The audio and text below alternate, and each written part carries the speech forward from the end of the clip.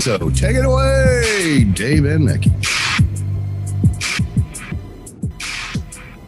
Hello and welcome to Shiny Side Out with Dave and Mackie on WZZR, broadcasting from Australia for Revolution Radio on Revolution Radio. That's still gets me. It's awesome. And where it's more than just radio, so jump in the chat room if you can. I can't for some reason. This is show number 315, 510, and 300, and we're going to talk about the Nazis and the occult. More specifically, we're going to talk about Hans Kammler today and some of the strange things that surround him. You know, the Nazi bell and so forth. Now, Revolution Radio is on air, online, and on your smart device. So grab an app to listen anywhere or listen at home on a Grace tabletop digital radio. If you missed Solaris' show, that's on you. Not on me. That's on you. Too bad.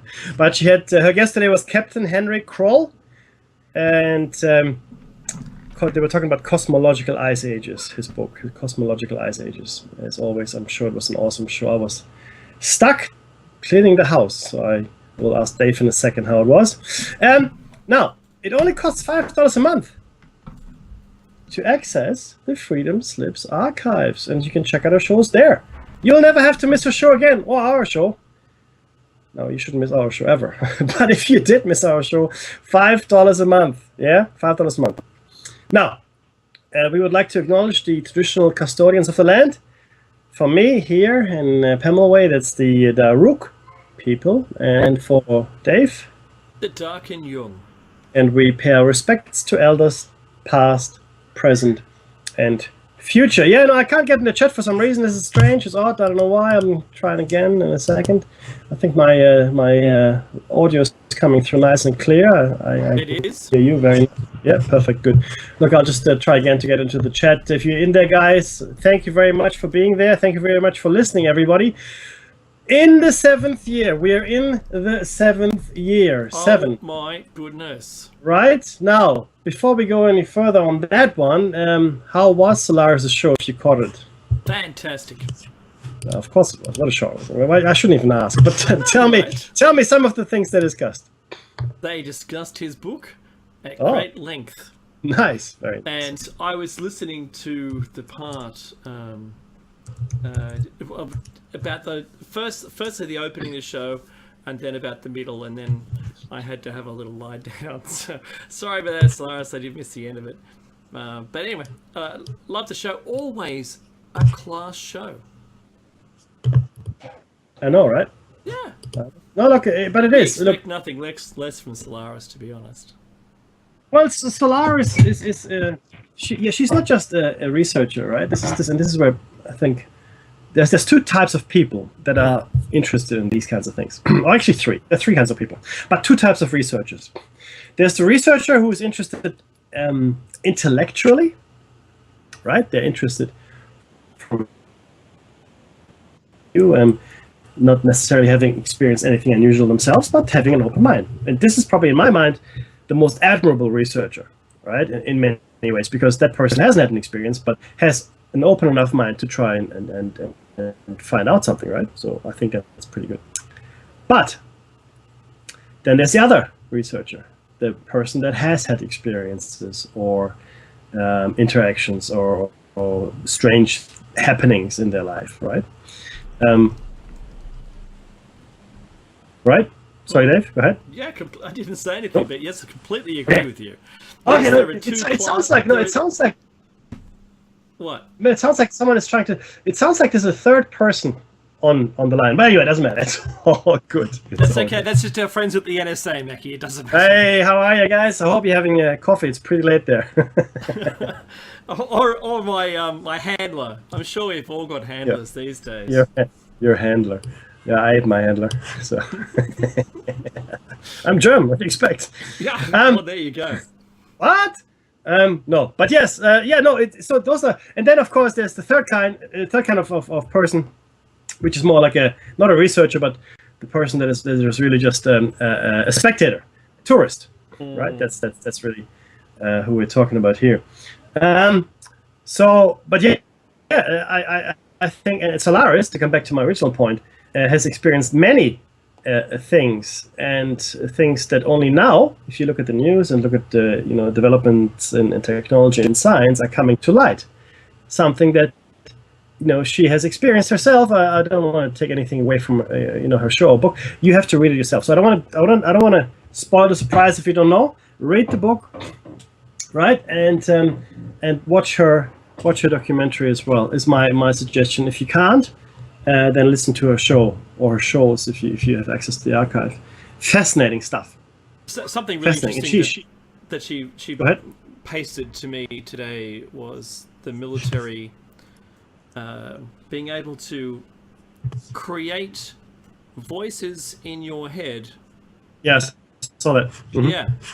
Mm-hmm. Yep. And I think it's a non-lethal weapon. I mean, they're trying of course they can. I mean, this is. But they've been doing this for 10 years.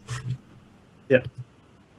That they've been announced publicly for 10 years. I've even seen, and I mentioned this to Solaris earlier, that I've seen a demonstration video of a Jeep-mounted weapon that can do this en masse. So you can drive this up to the front of a bunch of protesters, and they just naturally wish to disperse after being afflicted by this non-lethal weapon. Mm-hmm. What? It's something like 500 meters away. Yeah. I want to go home now. That's all I want to do. I don't want to protest anymore. Well, I feel so sleepy. Oh. I think I want to just go and work now. Thank you. I wonder if I left the iron on. I should go check. Because remember, it doesn't matter what the message is, if it's as long as it's an internal vocalized expression. Songwriters use this tool. Poetry, even authors of books. It's one of the tools you can use to convey a message, and I think it's very powerful if it sounds like it's your voice speaking to you. So, yeah, just think about how that could be used against you so easily. And the reason I laugh is because if I saw this 10 years ago on a Jeep-mounted thing, what have they got now? Do think about what they might have now. Drones, my friend. They'll be actually not microscopic. They're tiny little drones, the size of birds, flying around. That's what. In fact, they probably have non-local capabilities, meaning they don't have to be anywhere, they could be anywhere and still beam at you through the mechanisms of quantum entanglement and things like that. I'm just talking out loud. Right? Well, Meki, we said it here first. Mm-hmm. We did. We said being able to capture and have a brand new communication device based on non-local quantum entanglement. So there you go. Meki, how was your week? It was very good. It's busy, as you would expect. Yet again, always busy. It's just how it is, right? Yeah. It's been years since I've done any real work. So, what? I want your job. No, you don't. But yeah, no, it's been busy. The week flew by. I'll be honest with you. And there are a few news items I want to share in a second. But yeah, the week was just a blur as far as it was gone. Well, I've only got one news item, and I'll kick us off, and then you can take the floor. Cool. And by the way, thank you to everyone who's allowing us to speak to them, to speak with them, to enjoy collaborative, expressive expression of opinions in the chat room. By the way, freedomslips.com, go there, or revolution.radio. Go into the chat, and you can talk to us on air. Meki, one of the things that 1984, the book by George Orwell, one of the things that it highlighted, and then that's what I'm seeing today, right here, right now. I'm saying it right now. There's a new story that's come out. This is the Australian Financial Review. The Financial Review has a headline: demonstrators gather around the world to demand gun reforms. Oh, really? Yeah, I don't see anyone out. I looked out my window and there's no one out there demanding gun control. But this is what they're trying to suggest to us now, that we're willing to give up our freedoms. Remember that this is one of those things, we will willingly give up all of our freedoms. Yeah. They're hating our freedoms. I hate my They freedom. hate our freedoms. Let's give it up. The freedoms. No. No more I don't want freedoms.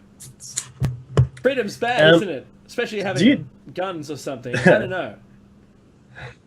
Do you know, though, I was listening, sadly. I drive to work, right? Obviously, that takes an hour, 2 hours, depending on traffic. And I listen to news radio. News radio in Australia, we get NPR in there, we get all kinds of different BBC, for example. Anyways, it's a 24/7 news broadcast. Sadly, on the weekend, it's mostly sport. Doesn't matter. But they also broadcast, right? It is. They also broadcast Parliament, right? And there was actually a debate on gun control in Parliament last week when I was driving to work. It was fascinating. And the guy was making a case for gun ownership, one of the members of Parliament. And he had a very coherent and cohesive arguments. He goes, the statistics are wrong. The statistics are wrong. There aren't less people killed in Australia with guns than there were before. They're the same amount of people killed. In fact, he said, the level of gun deaths were decreasing before Port Arthur, and they were decreasing at the same rate after Port Arthur. So there was no massive... all around the world.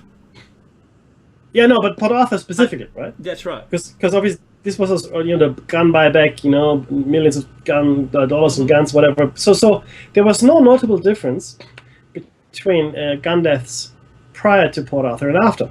None.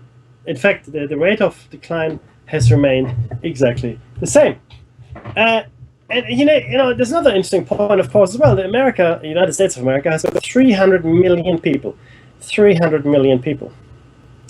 And what people normally do is they compare gun deaths in like not just percentages, but in totalities as well, right? Or, in America, there are 10,000 gun deaths. I can't remember the exact number. Let's say it's 10,000, right? Oh, no. In America, there are only 1,000 or whatever, And you go, well, in America, there's 300 million people, and in the UK there are 50 million people, right? If you want to compare gun deaths, you have to compare the population of Europe to the population of the US, or the population of Russia to the population of the US, or the population of Indonesia, or actually most of Southeast Asia to the US. These are the comparisons that make sense. But look, gun. Okay, again, one little item for your little pin-up wall there. 1950s. 1940s, even 1960s still. Children, mostly boys, but not exclusively, in America, and I've seen the black and white footage, I've seen the pictures, I've seen the film, brought their guns to school. They put them where they hang their jackets for a spot of hunting after school. We're just going to go shoot some cans, or we're going squirrel hunting or whatever. Now, I'm not condoning squirrel hunting, or in fact, the hunting of cans that can't defend themselves. What I am saying here is, there were no shootings in school in the 40s and 50s. Zero. The problem, and this is actually something a girl said on Facebook. It was a video, fantastic, and she's absolutely right. The problem is not guns. The problem is people. People. Children. And these were some of them were pre-teen children in the footage I saw. They took their guns to school. They used to carry pocket knives. I used to carry a pocket knife when I was a boy. Because that's what boys did. Because we had to, whittle the wood, and we had to, dig in the dirt, and all kinds of things, right? Open our soda pops, because back then there was no twister. It was only, you had to have a little opener. So what the girl said on Facebook in this video, and she, obviously it was a school assembly marking the 17 minutes of silence for the victims of the most recent shooting there. And she said, this is not funny. This is not just, she got a massive applause at the end of it, but she was really passionate. She said, this is not about guns or anything. This is about these kids just want to be themselves, but you bully them, you laugh at them, you make fun of them. I saw that. Yeah. You destroy these children, and the parents destroy these children. Society. These children aren't born serial killers. I'm not saying there aren't people born that are chemically different in the brain, of course, but that usually expresses itself differently. It doesn't express itself in a mass shooting. Okay, these children were created by us. We made them through the bullying. So let's say you're different. You're a different child. You're different. You're I don't know. You have different interests. Maybe you're more of an introvert. Maybe you look funny, maybe you got big ears or whatever, right? Or maybe you've got funny hair. I don't know, whatever. But all of those things are valid to be picked on. Yeah. Yeah, exactly. It doesn't matter, but it's horrific. I feel it chokes me up when I think about it, right? I was bullied in school, but I fought back. I had a lot of fights in school, a lot. I was fighting a lot. Anyway, but the point is that a lot of kids might not feel that. I don't have it in them to fight back, right? They don't have that. They don't get support. Imagine you get bullied, you have no friends, or imagine you go home, you have no support at home. You've got a broken home. Maybe I don't know. Maybe your parents are drug addicts or alcoholics or whatever, right? It is a horrible situation which we created. So what has changed? I'll tell you what has changed. Our school system, and this is globally, but specifically in the States, Australia, even in Europe, has gotten a lot worse. The schools have gotten bigger. The classes have gotten bigger. Okay, we are no longer interested in creating children with a moral compass. Yeah, some kind of guiding ethics, right? Everything is allowed. Everything is allowed, and I'm not talking about gay and lesbian. That's not what I'm talking about. I'm talking about an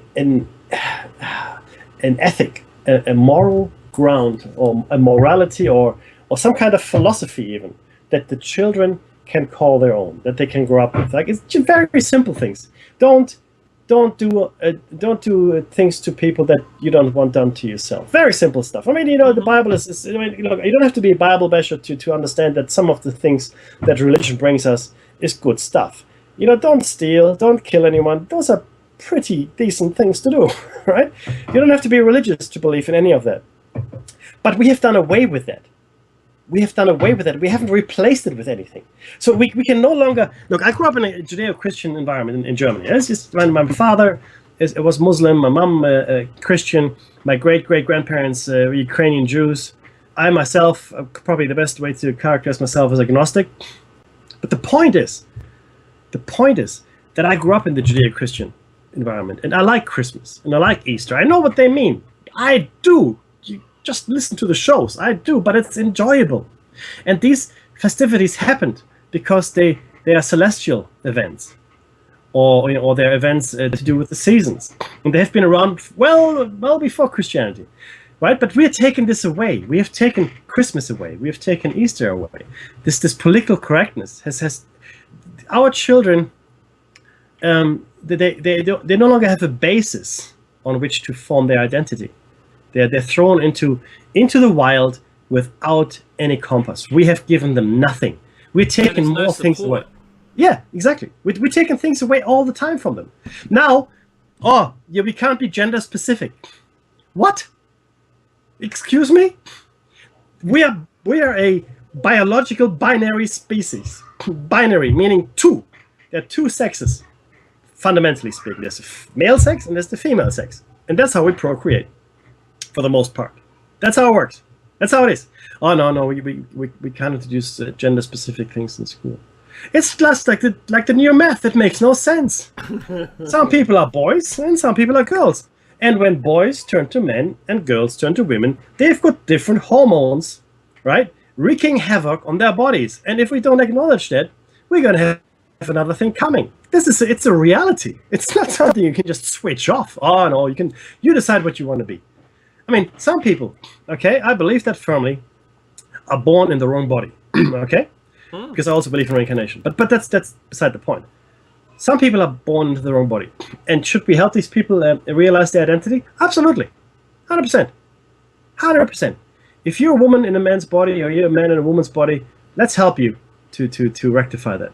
Okay, and it's very clear. I've seen cases you would have no doubt in your mind that's exactly what it is. Okay, and but some boys are turning to men. There'll be heterosexual men and some girls, heterosexual women. When they grow up, and that's just. I mean, why can't we enable those kids as well? This doesn't have to be an either or. Okay, we need to understand that these days the pendulum has swung too far. It has swung too far from the traditional, I guess the what we consider the usual things to the unusual things. We need to embrace it all. We need to embrace it all for our children to be happy, to avoid these shootings. We create these shootings. We, all of us in society, it's our fault. All of it. We allow the bullying. We allow the deterioration of the schooling system. We allow tax money to be spent on ever better ways to kill ourselves. Do ourselves out of it. In fact, let's get it done already. Let's put ourselves out of our misery. Seriously. Come on. We're creating the next generation, the generations after that we're creating here are going to be completely lost. And at the time when the moral compass I'm coming back to is of utmost criticality. Why, Mackie? Why is that? Because our science and technology is advancing so rapidly that we no longer know what we should and shouldn't do. We no longer know. And in fact, we don't even know what's going to happen. And we're going to do it anyway because we can. So who cares? I'll do whatever I want. Thank you very much. Mackie, just to add to that, the 5 and 10 year prediction cycle is almost impossible now. Oh, completely. Because we have no clue where we're going to be. I mean, if you go back 30 years, it was an easier transition. The change was slower. And we had an idea that things weren't going to be radically different, but, we knew some things would change. Well, not very much changed, 20 years ago compared to 30 years ago. But this now, you're right, it's absolutely crazy. I think empowering the people to be self-supportive, to allow people to not just get a participation award, to make all the warm and fuzzies. We're all winners! Yay! But, we're not all winners. And I am! I am all winners, thank you! Do you know what happens to a child when they don't get that participation award? When they don't get recognition for an achievement of just taking part? They're crushed. Because they've been taught that that's what happens. Yay for everybody who did anything. Yay. It's funny though, but this only happens, and I say this again, waiting the hate mail only in public schools. Yep. Do you know why? Because it doesn't matter. You're going to be part of the machinery anyway. Who cares? Don't achieve. Don't aim too high. Just be happy with what you have. Hey, you were there. You were there. No, you didn't win. You didn't even participate. You were there. That's good enough. The private schools, okay, they have a very different mantra. Achievement, okay, and goal setting are very much part of the curriculum. It's the public system that has completely failed us. What's that other set of schools, Mackie, where you set your own goals? Oh, the Steiner schools, and they also have... Yeah, I've got a few friends of mine who have their children going to Steiner schools, and the child determines what they're going to learn, then with the school sets down a set of goals, and this is I'm going to achieve these things, and then it's up to the child to achieve them or not. Does that work? Yeah, it actually works. That's because great. You've got buy-in. They have to determine what they're going to learn, and then they want to learn it. Yeah, but there's the recognition here is no matter how alternative the Steiner schools are, the recognition is that there needs to be goal setting. We need to understand. As a species, we would have gotten exactly nowhere if we never ever achieved anything. Fire! It's too hard. Stop banging those racks together. We'll just stay here. That's a boom done. We're just on the ground looking for grubs. In fact, Mickey, there's a very little known species of human who have lived in isolation for a long time near the Indian subcontinent on their own island, and that is, and I forget the name of the tribe of people. I shouldn't say species. However, all they want to do is sit and hug their long-term partner, the one that they'll die, you know, like birds do. You know, birds will have a partner for life. Well, that's what they do. And they choose that early on, even when they're a child. And they stay with that person for the rest of life. But they don't tend to do anything. That's all they do. And they're still doing it. You see, actually... I'm saying there's no goal. The goal is to do that. And then once they've done that, well, that's the goal done. And I just have to get old now. So they didn't make the wheel. They didn't create flight. They didn't get into manufacturing. They just did that. Now, are we silly for doing what we've done? Are we silly for letting big industry control everything? I think we could have controlled them a little better. You know, it makes me sound crazy when I say that. No. Look, it's a very good point you're making, and I'll tell you why it's a very good point. Because we've been indoctrinated to believe to achieve is something that you need to do. The question, of course, is, I mean, what is the meaning of life? What is the purpose of life? And there are three questions. Where do we come from? Why are we here? And where are we going? Those are the three questions. Yeah, that's it. What are we supposed to be doing? Yeah, well, we're here, right? Why are we here? Why? So, but that's the thing, though, right? I mean, and the thing is, there's no one. I mean, religion, philosophy, science, technology. Everybody's trying to give you an answer. You know, all the isms are trying to come up with answers. I mean, capitalists believe, you know, the richest person in the cemetery wins. Maybe that's what it's about. I don't know. I mean, Egyptians, and not just Egyptians, but many ancient cultures believed that all the stuff they have, go with them in the afterlife. So that you find these burial chambers bursting with gold and fineries. Now, and even now, some religions burn things for the afterlife. You know, you buy a beautiful house made out of paper, costs you $300-400, and I mean this, $300-400 for a little paper house, and then they burn it.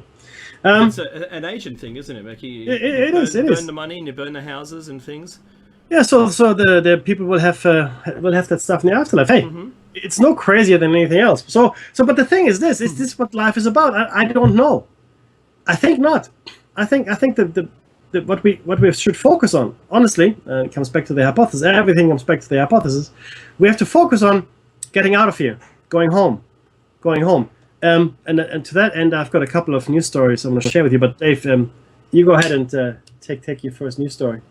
Oh no, I've done what I need to do. Oh, okay.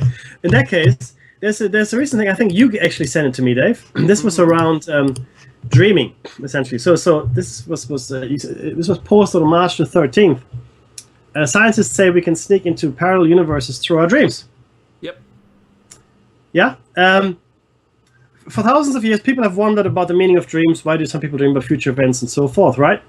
Can some of our dreams be glimpses of events taking place in an alternate reality, a parallel universe?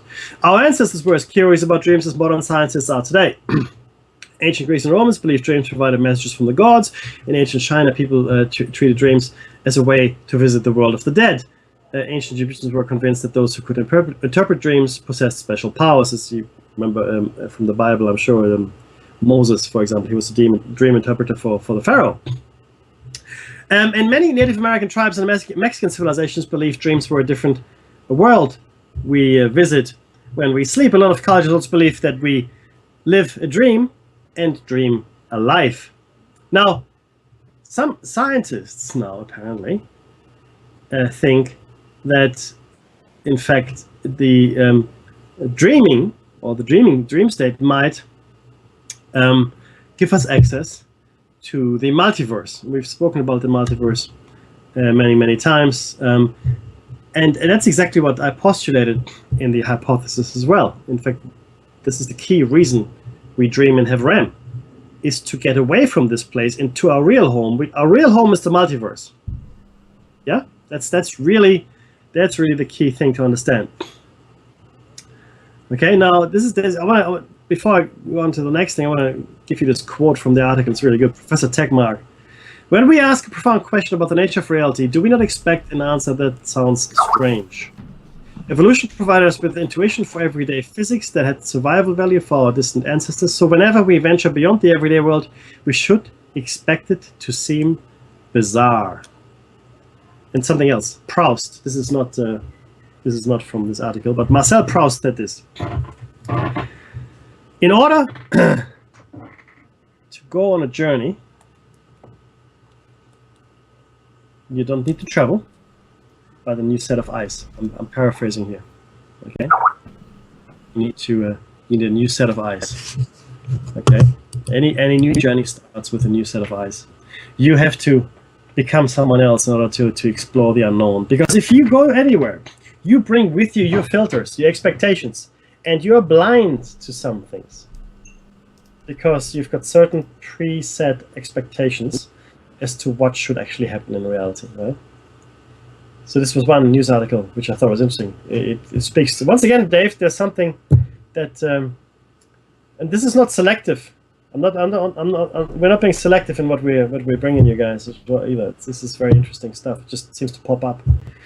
The other thing is around a skeleton we mentioned some time ago. I don't know if you recall this. This was a skeleton of like a 10 or 12 inch skeleton of a, well, apparently some kind of well, creature, but it's about 10 inches or so. It's a girl, a baby girl, and now they found. Go ahead, sorry. No. I didn't say a word. It's weird, right? Yeah. It's just, I'm getting this anyway. So look, like I said, if you guys from the NSA are listening, just try not to interrupt. So.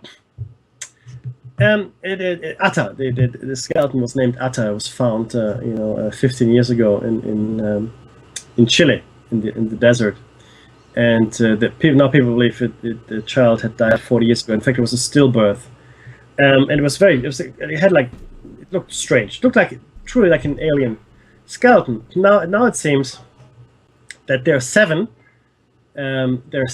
genes that are known to cause major skeletal malformations, and she carried mutations in all of them. And taken together, all of these factors taken together, they explain her size, abnormal ribs, skull shape, and the apparently advanced age of her bones. Beyond her skeletal malformations, Atta may have had a condition called congenital diaphragmatic hernia, a relatively common life-threatening birth defect in which the diaphragm doesn't develop properly. And further analysis also found that Atta's DNA most closely resembles that of other Chileans. Apart from the mutations, I guess. Chances are that she was stillborn because she couldn't probably have nursed, so she was severely deformed, I guess, when she was born. To me, that's not the last word on this. Not the last word, because further analysis found that Atta's DNA most closely resembled that of other Chilean. Most closely resembled.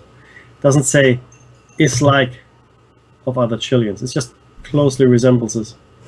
So I wonder if there's more to the story, but it might not turn out that way. It's just if it is truly just I mean, I feel sorry for the child and the parents, obviously, if these malformations or deformations, I want to call them, what actually caused this child's demise, even though it looks older. And in fact, the skeleton shows some features of a child 6 to 8 years old. But again, they take that down to the genetic mutations that actually aged her quicker than otherwise would have been possible. Wow. So, yeah. So, but again. You have to ask yourself as well how these bizarre mutations all happened at once. What was the cause? What happened to I would love to know who the parents were. You know what I mean? What happened? I mean, what's the whole story? I mean, the story, as far as I'm concerned, is not yet finished. She only had 10 ribs instead of 12. That's another thing. There's a few other things as well. Wow. And the head was. Naive, Mackie.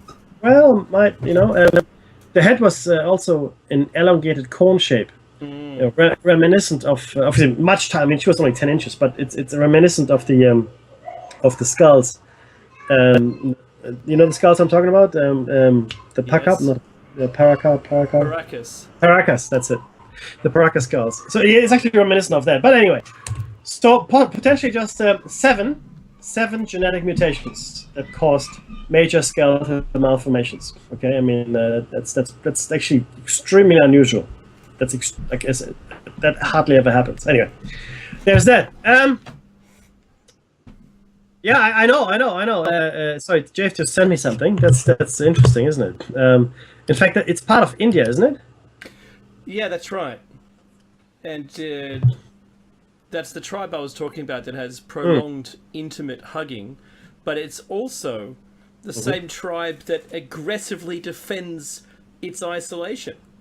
Yes, A I've news seen. helicopter came down to try and shoot, some footage, and they attacked them and they killed one of the people. Yes, Extraordinary. I know. It's incredible. And of course, that makes them one of the oldest untouched human populations on the planet, right? For almost 60,000 years, they say here, right? 60,000, that's right. I mean, that's astounding. It's astounding. Yeah, it's in the Bay of Bengal. It's part of the Andaman group of islands. Mm-hmm. And yeah, they don't want any part of us. Good for them. Now, yeah.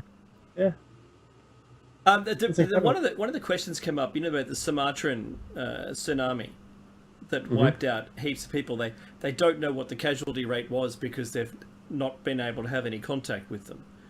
Mm-hmm. And so there's been some concern about their existence. Now that concern comes from a very interesting standpoint. It's the same as our concern hopefully it's the same as our concern for that last white rhino that died this week. Yeah, the last male white rhino. That's right. Yeah. There's 2 females. I think there's both daughters of his. And yeah, that's a concern. However, we have a population of humans on the planet which refuse contact with us, good for them, and have maintained that. Imagine how much they would have changed. Wanting to stay isolated is, I think, a rare opportunity for them, and thankfully that's been maintained. Yeah. Imagine if Australia, Meki, imagine if they'd all been able to succeed in maintaining that isolation. I doubt that it would have lasted. I know. Whereas this island is rather small, there's probably no natural resources to exploit on it, and so they've been kept in isolation or allowed to maintain their isolation. I think that's a very good thing. We could learn a lot from them. It's a very small island. They must have a population of a couple of hundred to live in a small island. I think they're doing better than any of us on Survivor, right? Look, and that's correct. But think about this as well. I mean, what caused them to be this hostile against any strangers? I mean, I mean, I'm not saying that everybody's singing Kumbaya all the time, but these, first of all, they've been extremely successful, I guess, because they're so, I guess, out of the way. Fair enough. But they're fiercely protective and they attack things that they can't possibly understand, like helicopters. Yeah. I mean, to them, clearly these aren't gods, but rather demons that come down their way, right? So, but still, I maintain my question: what made them this fiercely independent, fiercely antagonistic towards strangers? Meki, Something. Polynesians were rather that way. It was, I think, just the thought of trinkets or gifts or blankets or shells or whatever it was. Yeah. Those, small, uninteresting, valueless items were their downfall, accepting them. I suppose, in a way, you could describe it like that. But these people are absolutely, completely against it. Yeah. The funny thing is this, though. Let's say there were a pandemic, for argument's sake, or even nuclear fallout. Yeah. Things like that. These guys here, if there were a pandemic, they're the most likely to survive. Yeah. For another 60,000 years. Wipes all of our culture, our civilization. They would still be there because there's nobody there to transmit it to them. Right? They just kill them. And maybe it was something like that. Maybe it was an experience letting someone like a stranger in that caused Imagine what that would do horrific, just you know? doing it anyway. Oh, completely. Smallpox. Yeah. But imagine what we could learn. People that have been undisturbed for 60,000 years. We can only imagine, right? I mean, it's just anyway. But yeah, Well, I would. to me, Mackie, that adds a whole bunch of age to the Australian continent, to the Aboriginal society that had been here. And we say 60. That's just the Mungo man, but it's got to be longer than that. Oh, look! I think the number is 80, maybe even 100,000 years. Yeah. And again, the same holds. If Australia hadn't been colonized as it has now, and there were global conflict, global pandemic, again, the Aborigines would be in a good position to survive all of that. If it had been settled, if Australia hadn't been settled. And because it is somewhat out of the way, more or less. It's not really, but for Europeans it certainly is, but not for Asians. That's why it was settled so late. It was the last continent to be settled, right? I mean, it was the settlement of Australia coincided with the independence of the United States of America, if you want to put it that way. Okay, that's the frame here, and very different people that lived here to the rest of the world. Very, in my opinion, a lot more. Well, maybe not a lot more, but certainly somewhat more spiritual, a closer connection to the dreaming that all of us have left, or have lost rather. Interesting, fascinating stuff. And I would love to see if I wasn't doing what I'm doing now, Dave, like as my job. I would want to do that, because when I was thinking about going to uni many years ago, I wanted to study archaeology and maybe zoology. My father said that's nonsense, so I studied economics instead. But it makes you wonder what would happen. Maybe I would have been able to study this. Maybe I would have become an anthropologist. Who the hell knows, right? I mean, I wanted to be a geologist. Right? There was something about the layers of the earth that I knew was going to reveal something. But Mackie, I think we've found the same revelation anyway. Possibly. Yeah, look, you're probably right. Does that sound? It sounds unusual that we didn't go down that path, but I think we've come to the same conclusion. Yeah. Look, you're right. And look, and I guess not every child wants to grow up to be a computer scientist, right? I want to be a computer scientist. No, not likely. Mackie, I bring that up because the layers tell us a whole bunch of stuff, and one of those that we've recently found out, it was the end of 2016, was a huge meteor impacted off Madagascar, between Australia and Madagascar. Well, I was watching a documentary just the other day who have revealed that there was indeed a continent from Madagascar all the way up to Sumatra. There was a continent. Oh, an island, continent, large island, large, that almost hit India. That's how big it was. That's a long way. And that there was a cataclysm that's been agreed that was the destruction of that entire civilization. Now these people, the Sentinel people, those Sentine Islands, those people would have lived through it. Oh, maybe yeah, they're the remnants of the people who were on that island. Because they're at the north edge of it. Maybe there was a pocket of people that survived it. And maybe they know, because they've found some structures and they've found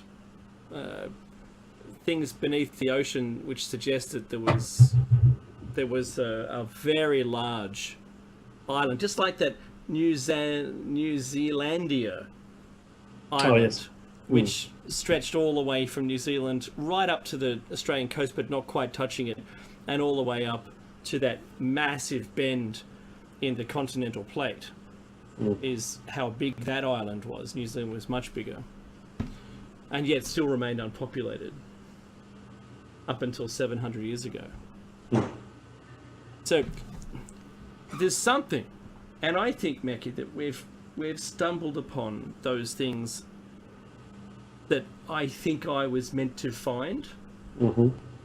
that dream, of being a geologist and looking at the layers. I've always been fascinated with these specific iron layers, which suggest a massive meteor, an iron meteor, has struck the Earth, and the debris field laid down on the then Earth's surface. Those are what I was so fascinated with, and that's why we have a bunch of iron ore sitting on the surface where I live. On the plateau. So, because it was just a big sandbar. And Mackie, one day we're going to get down there, Mackie, to the local strike. We're going to do a documentary there. Perfect. But that's the thing. I think we have to find this stuff out. Look, and look, that's maybe that's our purpose. You know how we talked earlier about, it's the purpose, but it's all about blah, blah, blah. Maybe that's our purpose. Maybe our purpose is to... funny, I went to a fortune teller when I was 19, a long time ago. And she told me... She didn't know me from a bar of soap, right? which was cool. That's the way you should do it. And she told me something interesting, because I've always been interested in these things. She told me, you're a truth seeker. A truth seeker. Now, I was 19, I couldn't really... really? I'm a truth seeker. I mean, that's nice. Didn't really... mean much to me at the time, I'll be honest with you. But looking back at it, you go, yeah, well, look, she might have been onto something.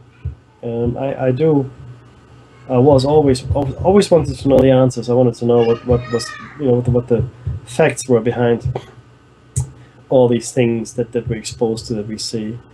So, yeah, truth seekers is not a bad term. And again, maybe that is our purpose here, Dave. Maybe our purpose is to be seeking and then not just seeking the truth, because that's pointless, but then sharing bits of information with everybody, so they can figure out their own truth. Because truth, I don't think is absolute. Similar to the universe we inhabit, around the quantum uncertainties. It's a new term, quantum uncertainty. we all have to come and create our own life story. And as part of that creation of our life story, we need to have information. Otherwise, we just live someone else's life story, right? I mean, if you just follow your parents' footsteps and everything, then you become your parents, and that's what you want to do. That's fine. But if you wanted to create your own life, you need information to do so. And maybe this radio station, Dave and I and others are meant to help you with that. Certainly, we're trying to figure out our own life stories here as well at the same time. But we're getting a bit metaphysical here, and we've got about 10 minutes, I think, or so to the break. Interesting, the war rhetoric hasn't really spiked up, or maybe I missed something. Dave, have you seen anything on that? Oh yes, I came up with the idea, and this will get us demonetized for sure. We'll never get money on this one, and that is on the archives. And that is that I'd be positive now. I was truly look, the way that the media is presenting it: Russia bad, China bad, Iran bad, Syria bad. All those people are in the same bad team. Let's just pretend. If it was at my school, they'd be skins, because we didn't have any money at my school, and one team had to take their shirts off. So you know whose team they're on. That's how the media's been portraying it. But I think I've seen through some of the rhetoric. I believe, Mackie, quite possibly, that the US and Russia and Taiwan are all on the good side. And that it's actually China is the enemy, the current enemy. But they can't say that because of business ties. They can't say that because of the crazy size that China is becoming. And in all the news reports, and if you Google it today, you'll see it. And that is that China is just doing what the West did. You get to a certain size, you need a certain size military. You need all this equipment. Oh, good. Well, we've got money, so let's just build this equipment. Whereas the media is portraying the US versus Russia and blah, blah, this NATO and troops, and who's the real enemy? Who is it? Look, because it can't be all of us against all of us. Well, well, it could, but it wouldn't make Unless much you're selling sense. weapons. If There you're you the go. weapons seller, everyone's your enemy. Everybody. In fact, funny enough, Star Wars, later Star Wars was exactly along those lines. Benicio what's his name? I can't remember his name. Benicio? Something. The Spanish actor, he played a weapons dealer. And he said exactly that. And Yeah, that's right. and the weapons dealers were selling weapons to the Empire as well as to the rebels. Anyway, the point is that China, if it wanted to, could destroy the US economy in a day. Mm-hmm. How is that possible, Mackie? Because they hold the vast majority of the treasury bonds that the US has issued to pay for stuff. Just Right? sell it.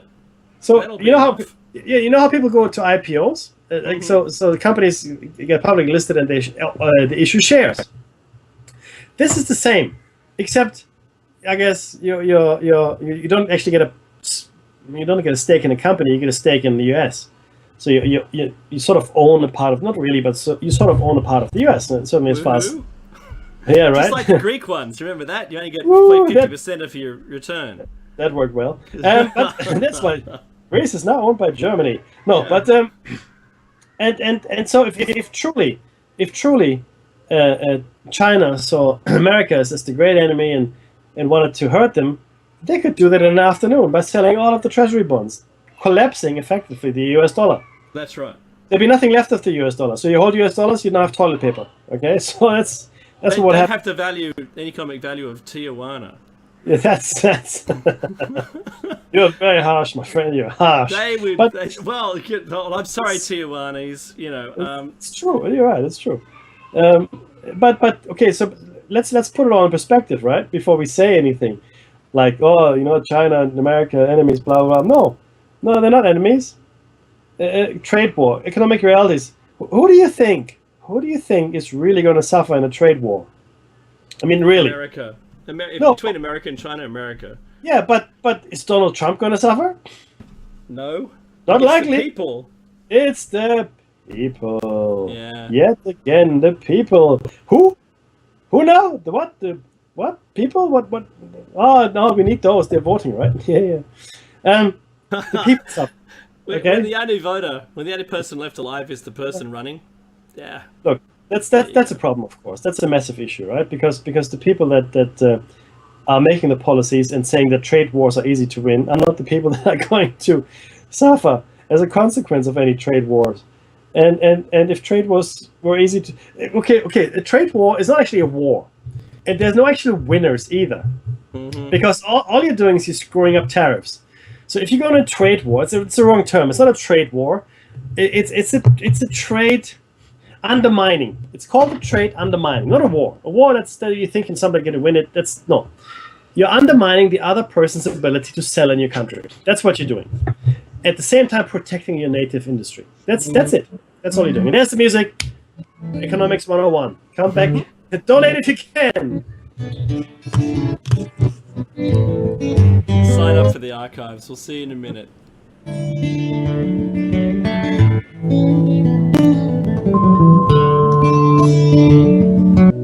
The opinions expressed on this radio station, its programs, and its website by the hosts, guests, and call-in listeners or chatters are solely the opinions of the original source who expressed them. They do not necessarily represent the opinions of Revolution Radio and FreedomSlips.com, its staff, or affiliates. You're listening to Revolution Radio, FreedomSlips.com, 100% listener-supported radio, and now we return you to your host.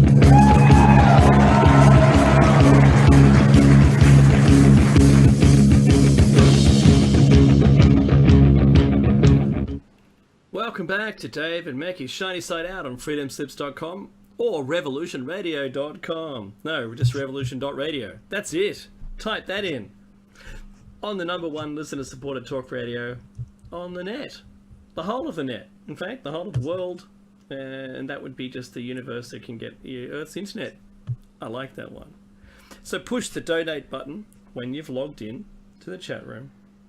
Or subscribe to the archives for $5.95 a month.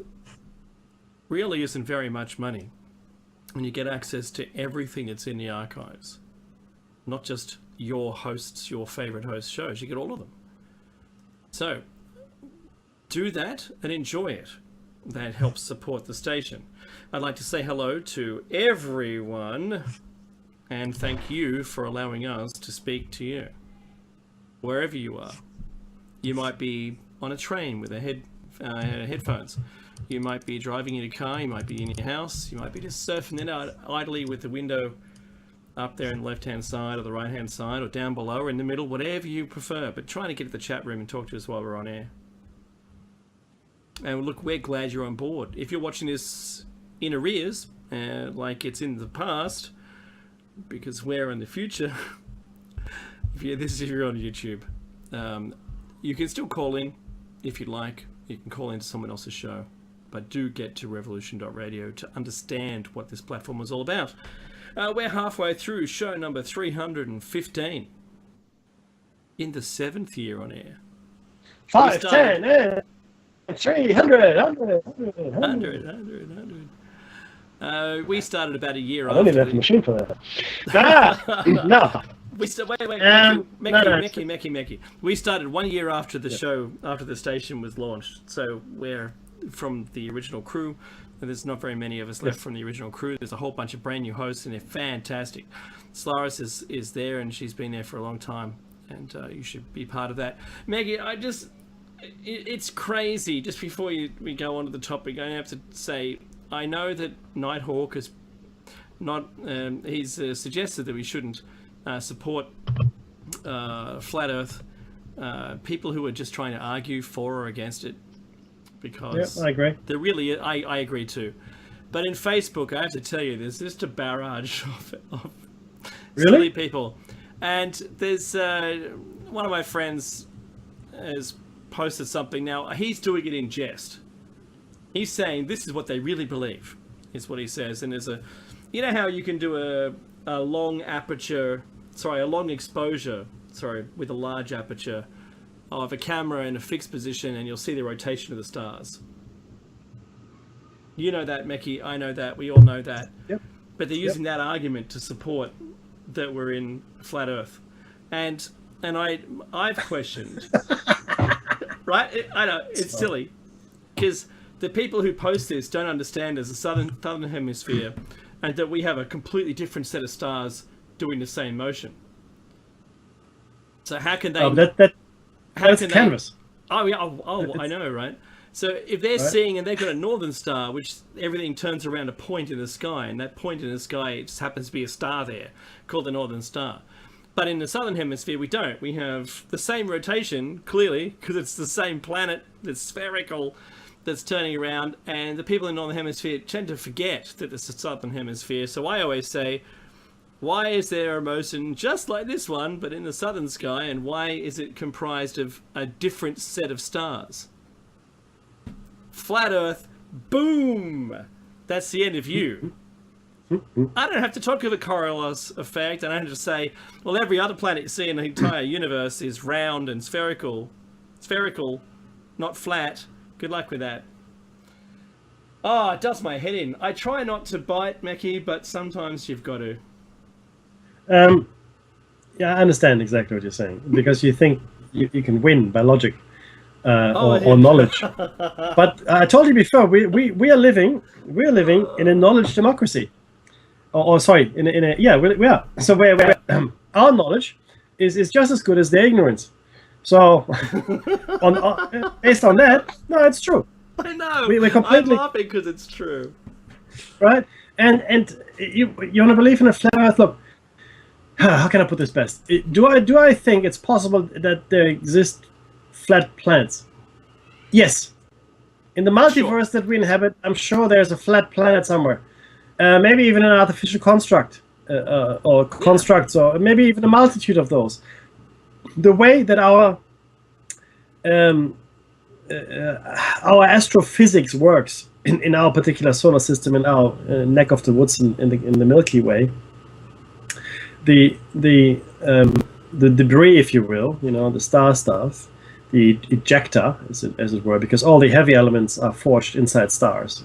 Just That's right. as an FYI, they tend to coagulate. Gravitational forces, which we still haven't explained. We don't know what gravity really is. act upon them. Centrifugal forces act upon them. The vortex, which I believe is the fundamental fundamental element of our universe. The vortex, no, any vortex, any vortex, in energy, in air and water, but the circular motion, right, and in the whirlpool. I think that kind of motion is a fundamental constant, because it's the motion that everything else has. Our galaxy spins around itself. Okay, tornadoes, but more hurricanes. Everything. Even the Fibonacci sequence denotes. That's right. Rotation. A vortex. Yeah. Okay, completely. So because it describes the Nautilus shell, for example. Anyway, so it's a fundamental constant in this universe, and so the calculation of materials leads to a clump of material which attracts more material, eventually forming into planets that are round. But they're round, jagged. They're round at a specific size.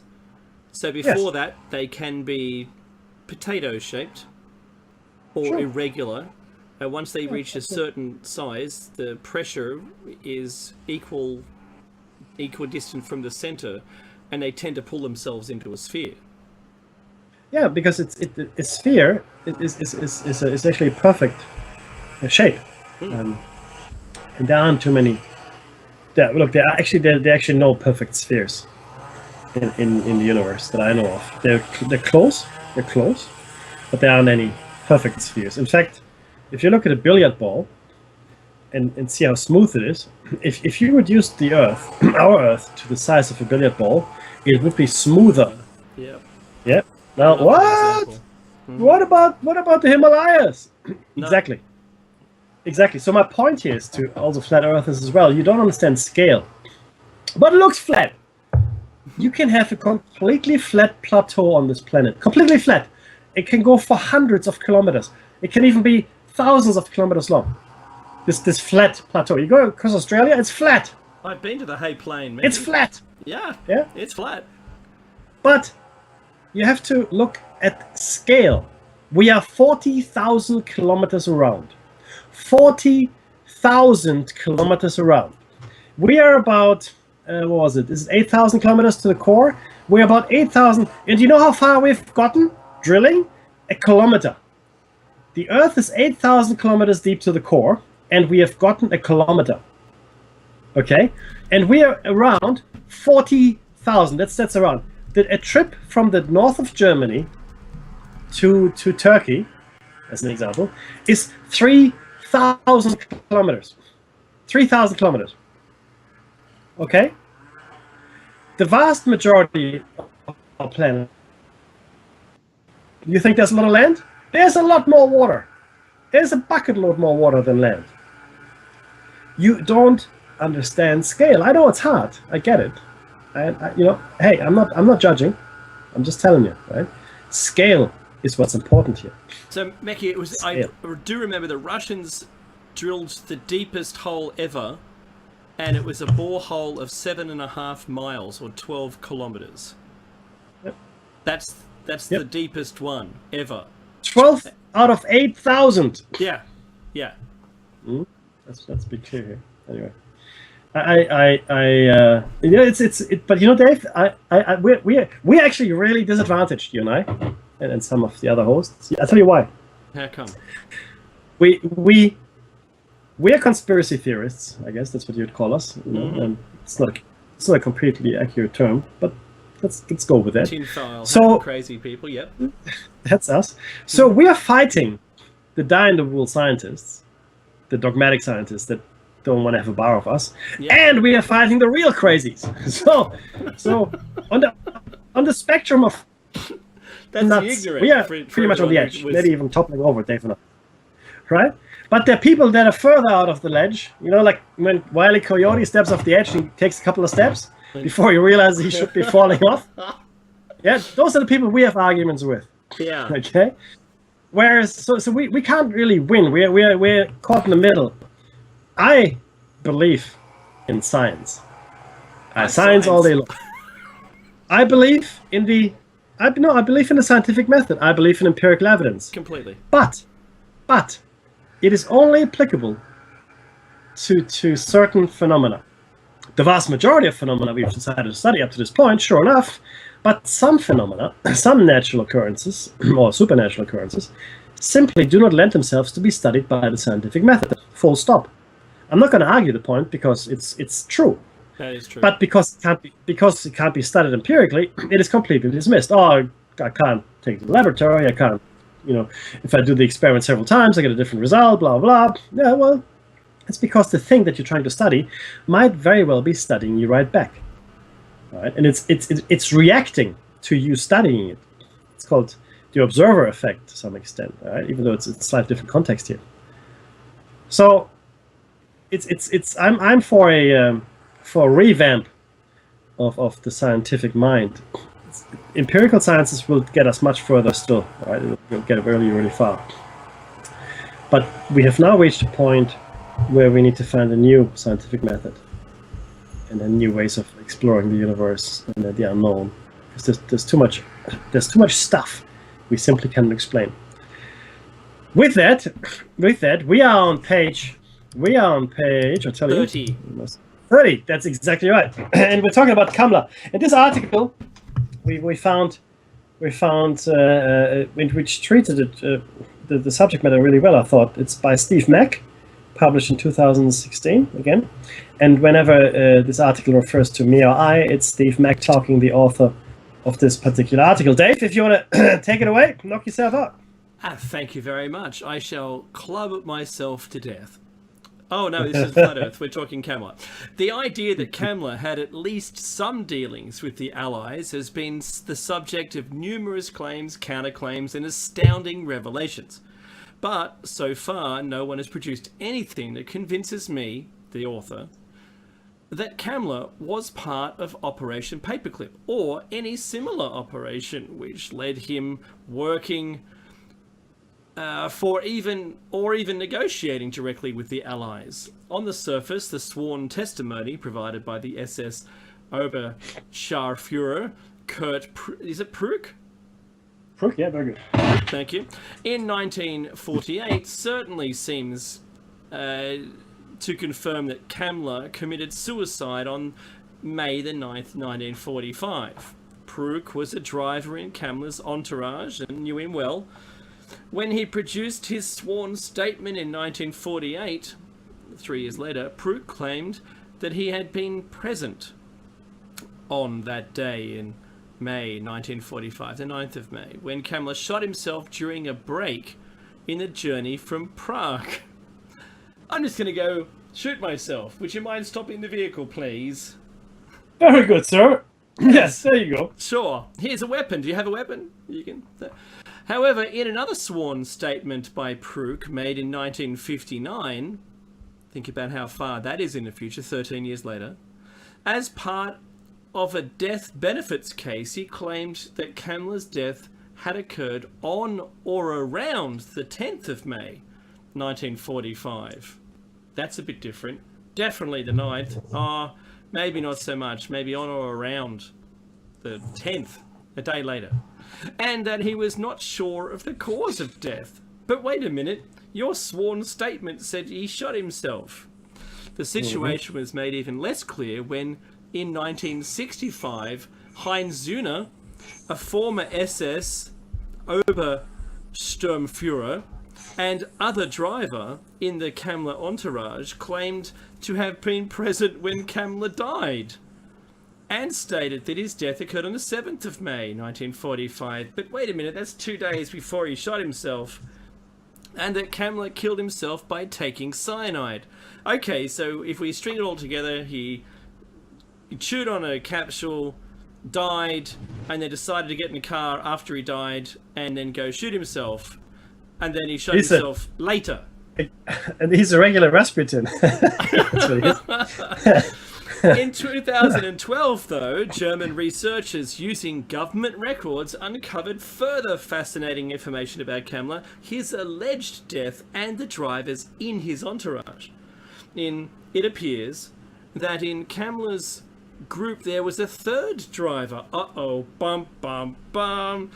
And one of Kamla's longest-serving aides, 35-year-old Oberscharführer Friedrich Baum.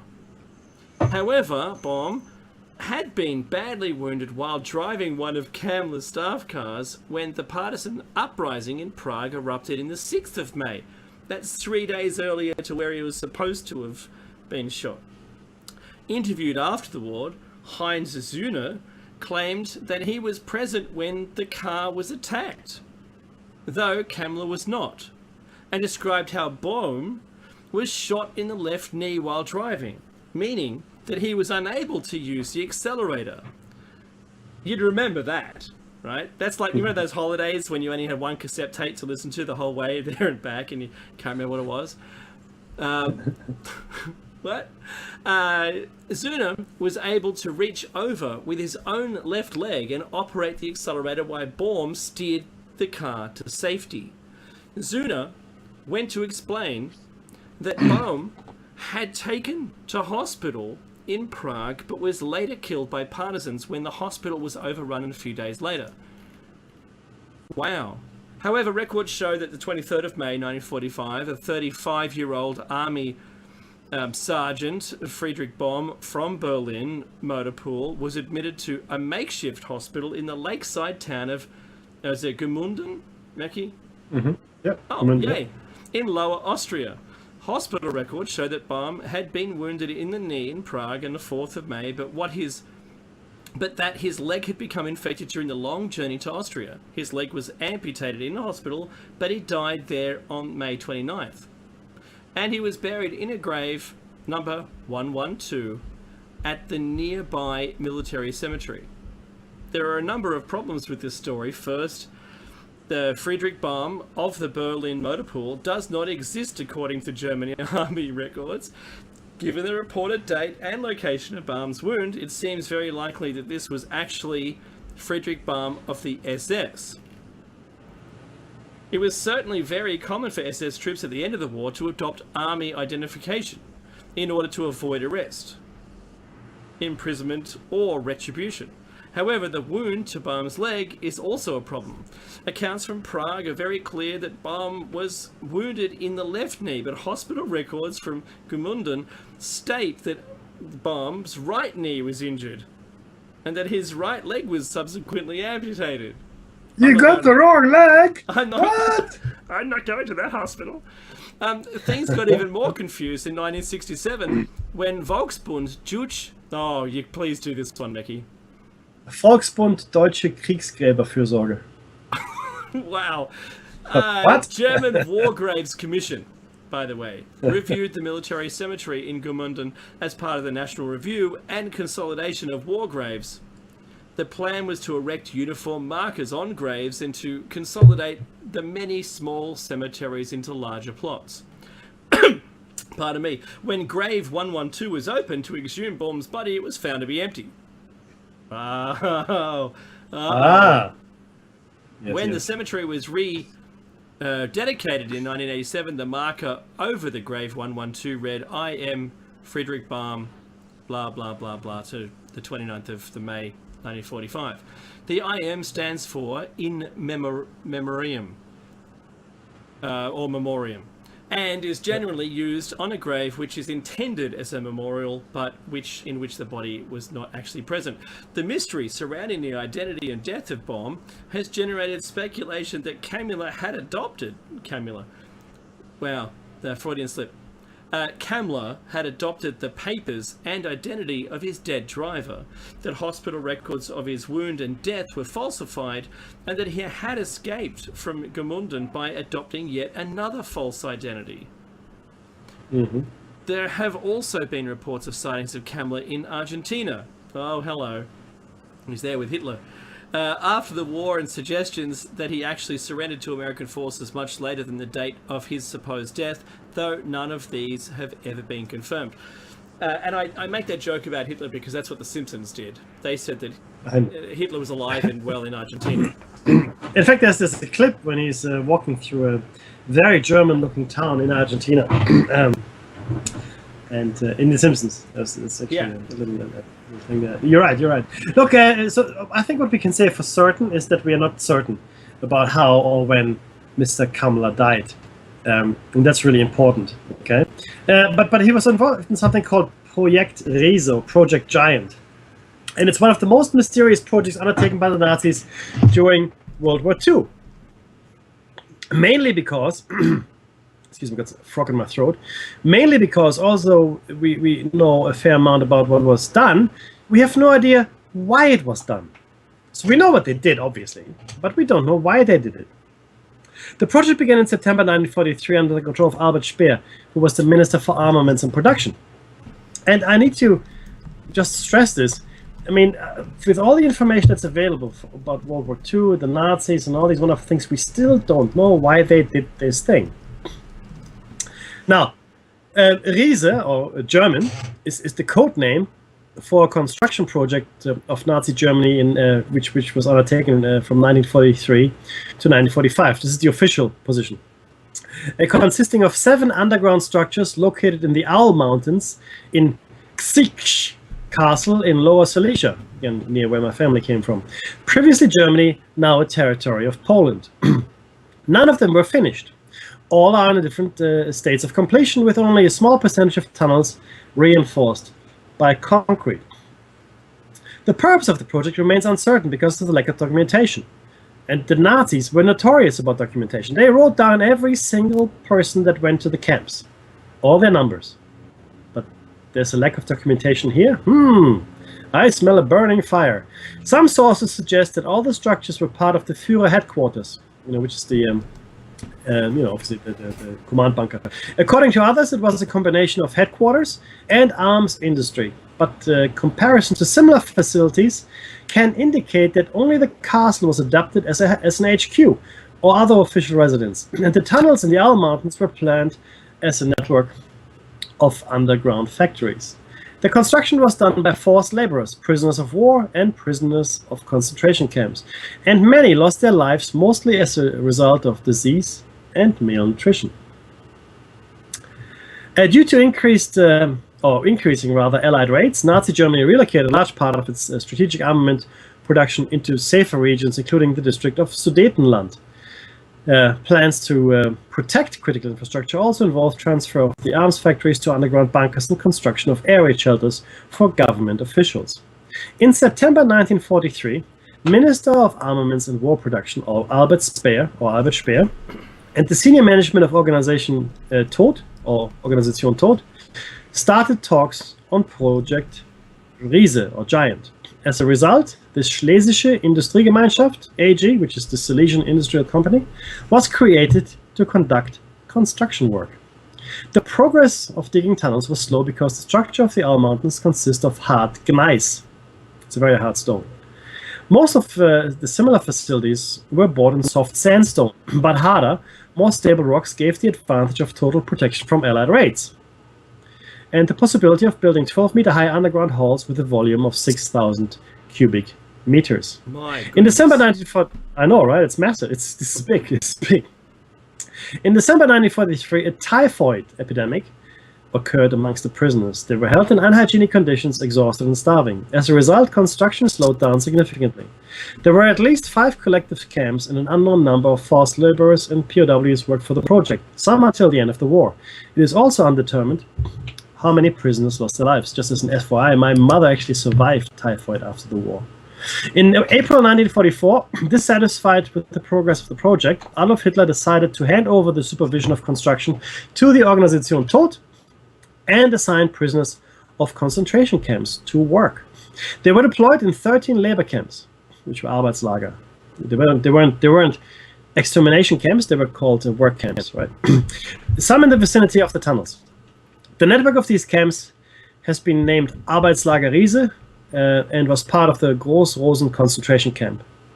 The administration of AL Arbeitslager, or work camp Riese, and the camp commander, SS Hauptsturmführer Albert Lütkemeyer, were located in AL Wüstegiersdorf. From December 1944 to January 1945, the prisoners were guarded by 853 SS troops. According to incomplete data, at least 13,000 prisoners worked for the project. That's a staggering number, 13,000. Most of them were transferred from the Auschwitz concentration camp. The documents, existing documents, allow identification of 8,995 prisoners. These are positive identifications we can make. All of them were Jews. About 70% from Hungary, the rest from Poland, Greece, Romania, Czechoslovakia, the Netherlands, Belgium, and Germany. Mortality was very high because of disease, malnutrition, exhaustion, dangerous underground works, and the treatment of prisoners by German guards. Many exhausted prisoners were sent back to the Auschwitz concentration camp. The deportation of 850 prisoners is documented, as well as 14 executions after failed escape attempts. An estimated total of 5,000 victims lost their lives. At the end of 1944, another typhus epidemic occurred amongst the prisoners. Because the front line of the war was approaching, evacuation of the camps began in February 1945. However, in a few places, work might have been conducted even at the end of April. Some prisoners were left behind, mostly badly ill, until the Red Army arrived in the area in May 1945. The Project Giant, Riese, was abandoned at the initial stage of construction, and only 9 kilometers, 25,000 square meters, and 100,000 cubic meters of tunnels were dug out. So that's the official definition of Project Riese and what happened there. And there's this, we're going back to the article here. Project Riese involved at least 7 vast linked underground complexes, as we mentioned earlier. We have now no idea of the full scale of Project Riese because many tunnels are blocked by rubble or inaccessible due to flooding, and many of the original records were destroyed during the war. A surviving 1944 message from Hitler to Albert Speer certainly seems to imply that the complex was much larger than the areas that have been discovered so far. However, we do know that the project involved many thousands of meters of tunnels and a number of large open areas of over 6,000 cubic meters. Dave? I just want to have a little aside here. I've seen a documentary on this actual construction, and it was something.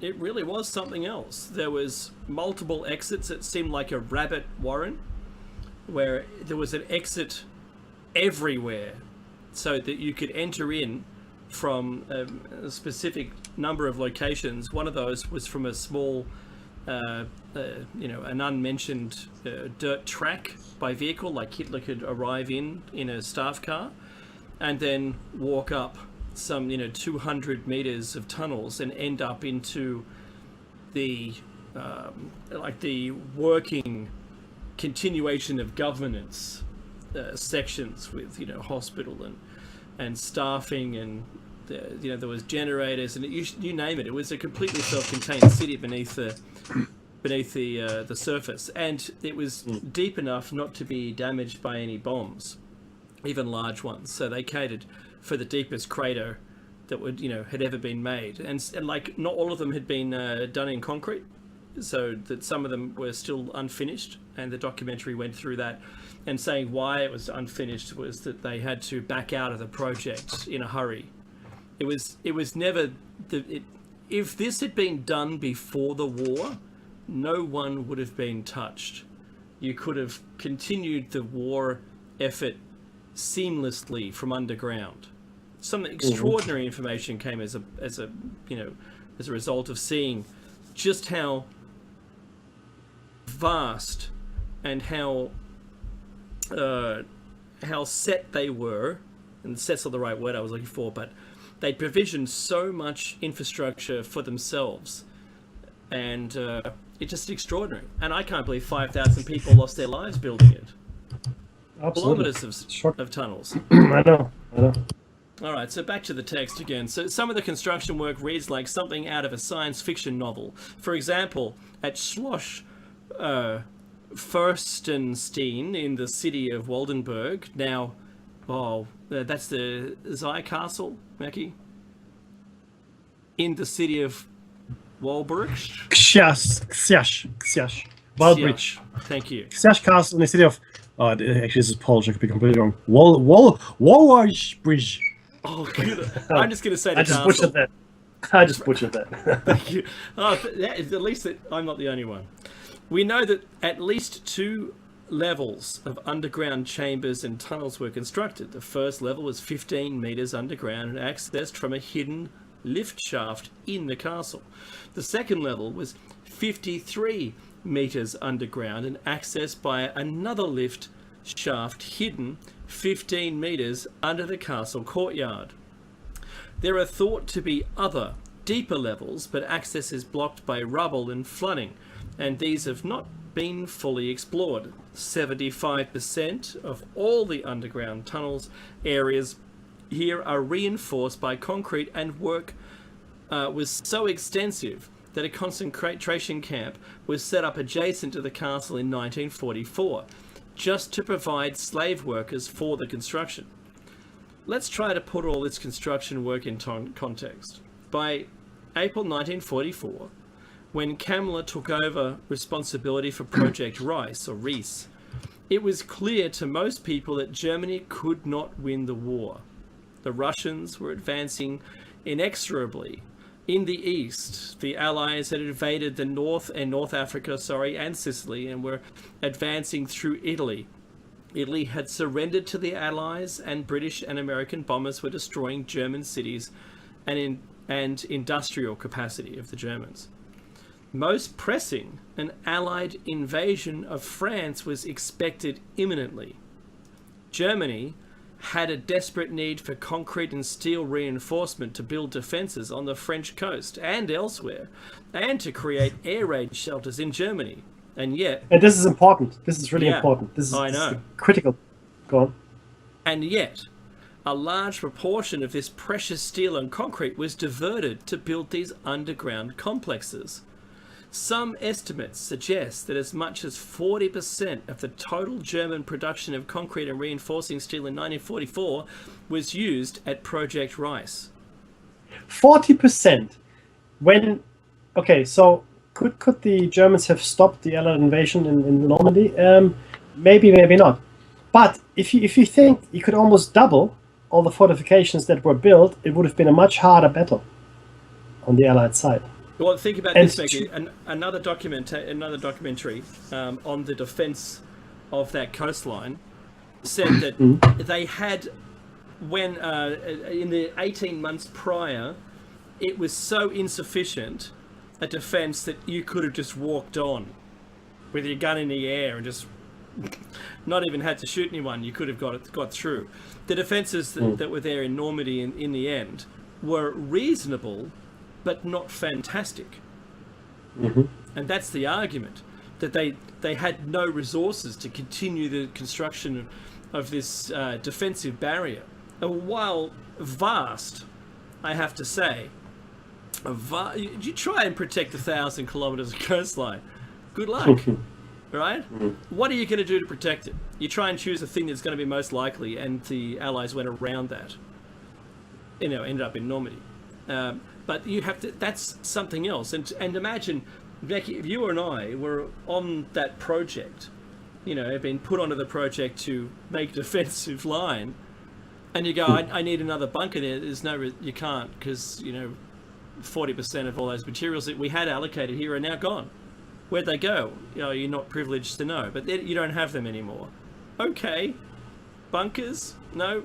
Trenches. We'll build trenches. We can dig. That's all we've got.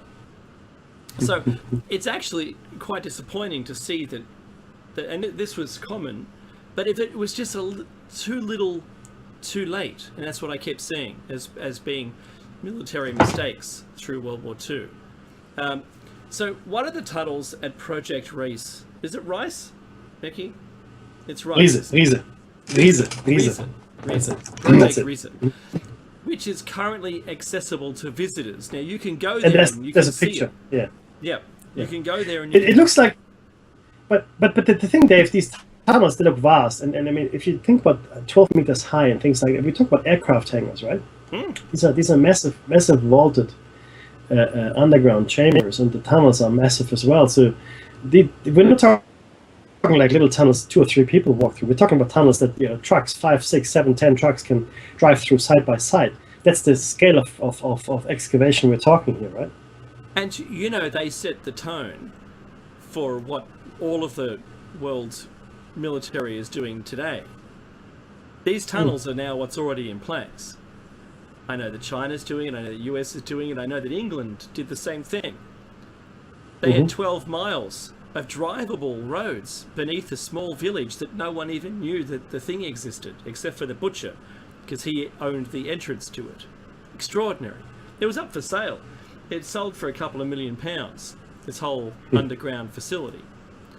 Now, the question is, why? What was the purpose of Project Riese that made it more important than building defences to prevent the expected Allied invasion of France?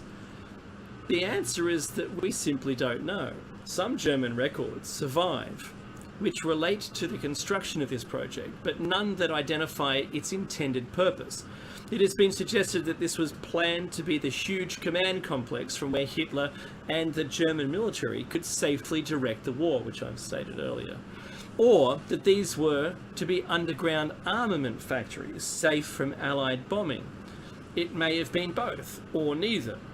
We will never know for certain, and Project Riese was overrun by Russian forces in 1945 before it was completed, and before it could become operational. Inevitably, there has been a huge amount of speculation as to the intended purpose of Project Riese. This has included the suggestions that it was to be the location for the research and development of German Wunderweapons, of wonder weapons. Did you like what I did there, Mackie? It's wonderful. Including chemical, biological, and nuclear weapons developments of the V2 program, or a production facility for very advanced aircraft. Remember, they had the single flying wing first. That was jet driven. Although it was made out of wood and it would have been problematic and doesn't fly very well, but they did the first one. It had also been suggested that the complex was to be used in part to store art and treasures looted by the Nazis from museums, private collections, banks and archives in Europe. But they used all the salt mines otherwise. There are persistent rumours that the legendary Amber Room, stolen by the Germans from the Catherine Palace of Tsarskoye Selo near St. Petersburg during World War II and never recovered, was hidden somewhere in the complex. There are also local stories that a train laden with Nazi gold disappeared somewhere in the Owl Mountains in May 1945, and that presumably this was also hidden within the complex. In August 2015, two treasure hunters, Piotr Cooper... Piotr, I can't do that, and Andreas Richter claimed to have located a train in a previously undiscovered tunnel within Project Riese complex. However, Polish authorities were quick to close off the site, and so far no attempt has been made to excavate to discover if the train really exists to find out what it contained. Meki. Yeah, that's right. But if we have no formal evidence on the purpose of Project Riese, we do have some tantalizing clues about a nearby complex which did become operational during World War II. The Wenceslav mine complex near the village of Ludwigsdorf in Lower Silesia, Germany, now Ludwigowice in Poland, was close to the various Project Riese complexes. The mine itself had been abandoned before 1939, but during the war, Nobel Dynamite AG, which is, funnily enough, Nobel Dynamite Nobel was the guy who invented dynamite, and he had a factory near my hometown as well, which was bombed by the Allies. And dynamite was the first stable use. Correct. The first stable use of... yeah. And he felt so horrible that... Yeah. Yes. He felt so horrible, nitroglycerin, in fact.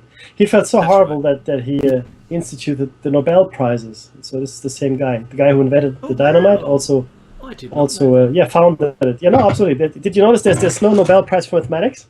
He hated mathematics. Anyway, that's a little bit of trivia for you guys out there.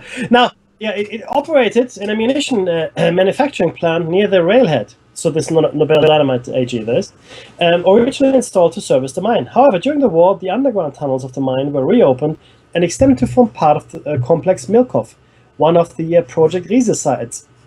Just as for the rest of Project Riese, we don't know the purpose of complex Milkov.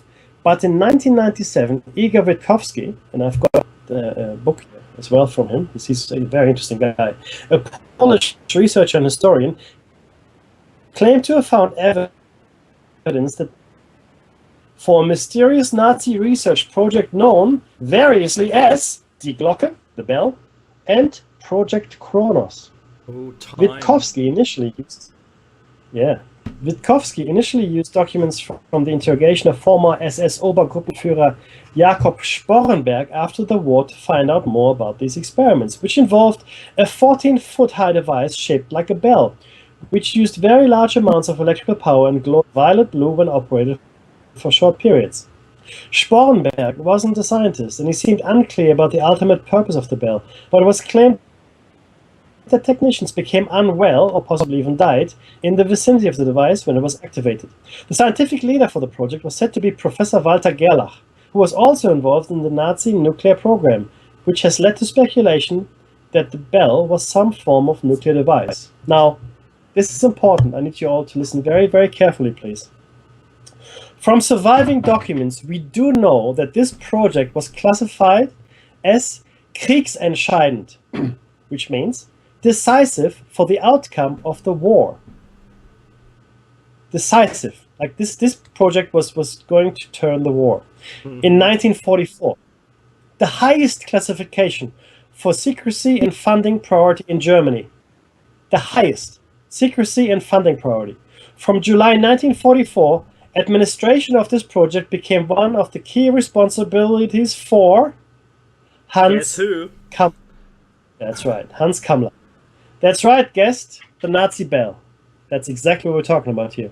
The Bell project was originally sited in Berlin before being moved to Breslau in 1943, and then to Schloss Fürstenstein in November 1944. In December 1944, the bell was moved to Complex Milkow with the enlarged Wenceslav mine workings. As the war came to an end and the Russians closed in on the mine, the Bell and some of the scientists involved in the project were allegedly flown to Argentina, where, remember, there have also been alleged post-war sightings of Hans Kammler. On a 6-engined Junkers 390 heavy transport aircraft. This seemed to be confirmed when a 1945 Argentine Economic Ministry report was declassified and referred to which might have been the Bell being unloaded in Argentina from a multi-engine German aircraft. Pausing for dramatic effect. Think about that, guys. The information uncovered by Witkowski was interesting, but he made a number of deductions based on his research, which seemed to stretch credibility. First, he claimed that some of the structures remaining at the Wenceslav mine site in the late 1990s provided evidence that research there had been working towards the development of a circular aircraft using some form of anti-gravity device. In effect, a Nazi flying saucer. Then he went on to suggest that the Bell was an attempt to manufacture some sort of time travel machine, mainly deduced from the project name Kronos. Kronos is a great god. Actually, he's not a great god, he's a titan. Kronos was the leader of the Titans, and he was a father to Zeus. And in Roman mythology, he became Saturn, and he was also the father of time. So chronomatic. When you say you've got a chronometer, it's the measuring of Kronos, the measuring of time. Kronos. The flying saucer idea was taken up by British author and aviation journalist Nick Cook in his book The Hunt for Zero Point in 2002. I read the book. I recommend it to everybody. And Nick Cook is an aviation specialist. He used to work for Jane's Defense Weekly. He was a journalist for Jane's Defense Weekly, a very serious magazine. And his book, you have to read it to believe it. You really have to. He visited the Wenceslas mine with Witkowski and concluded somewhat bizarrely that an odd circular concrete structure referred to as the henge and the fly trap was some sort of test rig for a circular flying craft. There's a picture here of that. Yeah. Now, it could be argued, obviously, there could be a number of different things. It could also be the remnants of a water tower.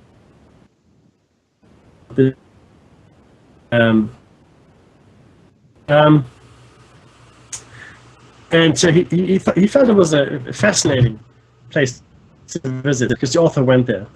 However, the author's main purpose was to visit the mysterious henge mentioned in The Hunt for Zero Point. It was still there, though it wasn't very mysterious. It is clearly the concrete base of a cooling tower, the kind of structure associated with the a fairly large power station. The strange concrete conduits, also discussed by Nick Cook, are still there too, and they're equally clearly intended for routing heavy electrical cables from the power stations. Well, yes, maybe no. So maybe there's no evidence for Nazi UFOs, but far more interestingly, clear evidence of the existence of a power station. Why would the Germans build a power station in an area that was during the war in the middle of nowhere? Well, the answer, of course, is because they needed lots of power! Yes. Which at least provides some indirect circumstantial evidence for the presence of something which needed lots of electric power, as the Bell experiment was said to have done. The henges claimed to have been directly above the underground chamber where the Bell was located. There's just enough hard evidence to suggest that something very interesting was going on at the Wenceslas mine complex during World War II. We don't know what though, right? But it was given the very highest priority, the very highest funding, and the very highest secrecy. Well, look, we don't know what happened there, right? Dave, why don't you share the author's final thoughts with us? Just before I do, just to take a second, Yep. Where did the Bell go? And was it one of those items that the pre-war Nazi or the party had gone and sought? The government had gone and sought from around the world. Did they find something? Was it it? Did they find a way of being able to power it up? Maybe. Yeah. I mean, these are good questions. Now well, they are, but look, the bell shape is unique, and in fact, it's called the bell because it was shaped like a bell. So you have to ask yourself what there was. Now, there's another author which goes into a lot of detail in this. I've got the book here behind me on the shelf. Now, but the point is, what it does, it's talking about toroidal physics, physics, and the bell was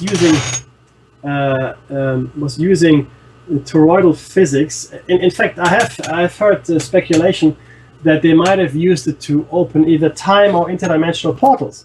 Do I think that's crazy? Well, no, I don't really think anything is crazy anymore. Not since the advent of quantum physics, to be honest with you. I think crazy went out the window at that point, because we just don't know anymore. And what I do know is that a lot of the research is deliberately hidden from us, right? I just found Hunt for 0 Point. I can't find the other book I want to share with you guys. Sorry. But suffice it to say, if you ever get a copy of Reich of the Black Sun, right, or the Nazi Bell, I highly recommend that you read those because it is very good research and gives you a different bend on what might have happened during the war. And you're right, Dave. They might very well have found something. I mean, because clearly, the bell shape is not a traditional shape we have used in the Western world for anything, machinery or right? Yeah. I mean, a bell is it's a bell, right? I mean, so even a diving bell is not really bell shaped per se. No. But certainly to have some kind of high energy device that is bell shaped, clearly the shape was of importance as well. Is unusual, and certainly the shape of bells comes to us from the east, in fact. Right? Well, there's also some really crazy designs of magnets in the form of a bell, which it does specific things. You might find some YouTube still existing on it. But look, the author's final thoughts. In the confusion of the period at the end of the World War II, it's probably unsurprising that we have conflicting accounts of what may have happened to Hans Kammler. However, what is very surprising is that the Allies seem to readily accept the fact of his death, despite the differing accounts of where, when, and how it happened. Remember, this was a very senior Nazi and one of the most wanted men in Europe. Does it really seem credible that the Allied intelligence services would simply cross him off their list without some form of hard evidence? Remember, there's no body. Or at least a credible first-hand eyewitness statement about his death. Remember, they changed, so you can't adopt them as evidence. And yet, what appeared to happen There was no search for Kammler's body and, as thus far as the author is aware, no attempt to verify the facts and circumstances of his death. The evidence of Pruk, his driver, wasn't known until 1948. At the first Nuremberg trial, which ran from November 1945 to October 46, there was virtually no mention of Kammler in 35,000 pages of evidence and testimony. A search for Kammler in the digested Nuremberg trial project at the Harvard Law School Library brings up just 26 hits out of 35,000 pages.